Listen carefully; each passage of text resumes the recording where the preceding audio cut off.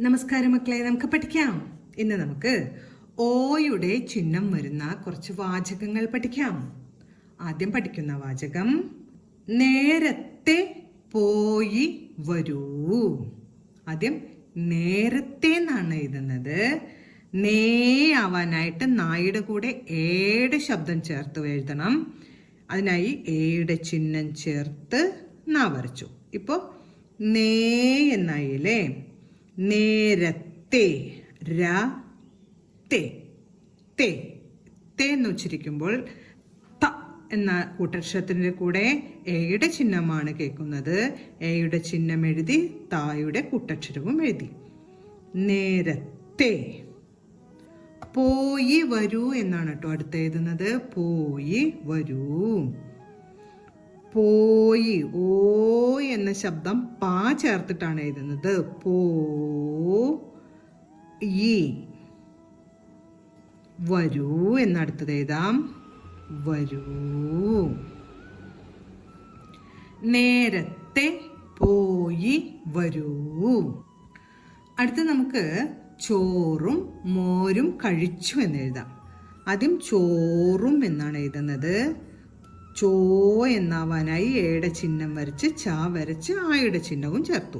ചോറും റാ എഴുതി ഊന്റെ ചിഹ്നം എഴുതി 0. ചോറും മോരുമാണ്. മായാണ് ഓ എന്ന ശബ്ദത്തിന്റെ കൂടെ കേൾക്കുന്നത്. അതിനാൽ എയുടെ ചിഹ്നം ചേർത്ത് മാ വരച്ചു ആയുടെ ചിഹ്നം വരച്ചു. മോരും. ചോറും മോരും കഴിച്ചു എന്ന് എഴുതാനി കഴിച്ചു. ചാ ഉറപ്പിച്ചുവച്ചിരിക്കുന്നത് കൊണ്ട് ചായയുടെ കൂട്ടക്ഷരം എഴുതി ഊന്റെ ചിഹ്നവും ചേർത്തു. ചോറും മോരും കഴിച്ചു. ചോറും മോരും കഴിച്ചു. അടുത്ത് നമുക്ക് തോണിയിൽ പോയി എന്നെഴുതാം. തോണിയിൽ പോയി. തോ തോ എന്നായില്ലേ. എയുടെ ചിഹ്നം താ ആന്റെ ചിഹ്നം.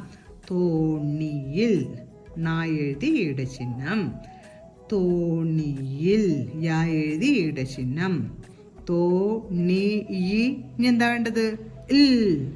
ഇൽ എന്ന് പറയുമ്പോ ലായാണോ വേണ്ടത്? അല്ല, ഇൽ എൽ എന്ന ചില്ലക്ഷരം. തോണിയിൽ തോണിയിൽ തോണിയിൽ പോയി എന്നാവാനായി പായുടെ കൂടെ ഓ എന്ന ചിഹ്നം ചേർത്ത് വരയ്ക്കണം. പോയി. തോണിയിൽ പോയി. അടുത്ത് നമുക്ക് സോപ്പും തോർത്തും എടുത്തു എന്നെഴുതാം. സോപ്പും എന്നാണ് ആദ്യം എഴുതുന്നത്. അതിനായി സായുടെ കൂടെ ഓയുടെ ചിഹ്നം ചേർത്ത് എഴുതണം. സോപ്പും പാ ഒന്ന് ഉറപ്പിച്ചു വച്ചിരിക്കുന്നുണ്ട്. പായുടെ കൂട്ടക്ഷരം എഴുതി ഊന്റെ ചിഹ്നവും 0. സോപ്പും തോർത്തും എന്ന വാക്കാണ് കേട്ടോ ഇനി എഴുതുന്നത്. തോർത്തും.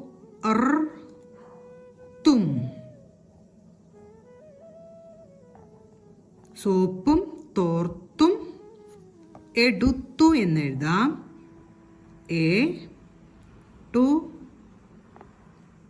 താ ഉറപ്പിച്ചുവച്ചിരിക്കുന്നത് കൊണ്ട് തായുടെ കൂട്ടക്ഷരം എഴുതി ഊന്റെ ചിഹ്നവും ചേർത്തു. സോപ്പും തോർത്തും എടുത്തു. ഇന്ന് നമ്മൾ ഓ എന്ന സ്വരാക്ഷരത്തിന്റെ ചിഹ്നം വരുന്ന വാചകങ്ങളാണ് പഠിച്ചത്. ആദ്യം പഠിച്ച വാചകം നേരത്തെ പോയി വരൂ. അടുത്തത് ചോറും മോരും കഴിച്ചു. അടുത്ത വാചകം തോണിയിൽ പോയി. അടുത്ത വാചകം സോപ്പും തോർത്തും എടുത്തു. ഇന്ന് നമ്മൾ പഠിച്ച ഓയുടെ ചിഹ്നം വരുന്ന ഓരോ വാചകങ്ങളും പറഞ്ഞുകൊണ്ട് എഴുതി പഠിക്കാൻ ശ്രമിക്കണം. അടുത്ത ക്ലാസ്സിൽ കാണാം മക്കളെ. നമസ്കാരം.